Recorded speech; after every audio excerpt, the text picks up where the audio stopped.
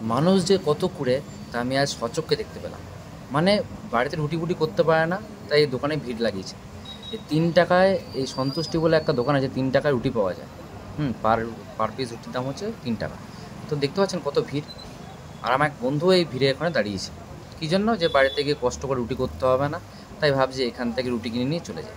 এদিকে এই যে লম্বা লাইন দিয়ে কিনলে যে কতক্ষণ সময় লাগবে, এতক্ষণে মানে বাড়ি গিয়ে ২-৩খানা ৪খানা ৫খানা রুটি তৈরি করে খাওয়া হয়ে যাবে দিব্যি। দিব্যি খেয়ে দিয়ে ঘুমাতে পারবো পর্যন্ত।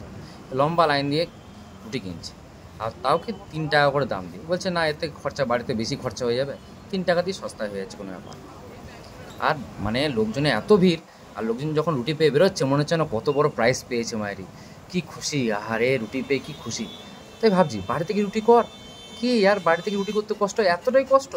তাহলে ১০ মিনিট লাগে রুটি করতে, এখানে দাঁড়িয়ে দাঁড়িয়ে ১০-১৫ মিনিট ফালতু নষ্ট হচ্ছে টাইম। এর থেকে বাড়িতে গিয়ে রুটি করে হেলদি রুটি হবে, মনের মতো রুটি করতে পারবে, করে খেয়ে দিয়ে ঘুমিয়ে নেবো, কোনো ব্যাপার না। মানে এতটাই মানুষ করে, তাই ভাবছি আমি।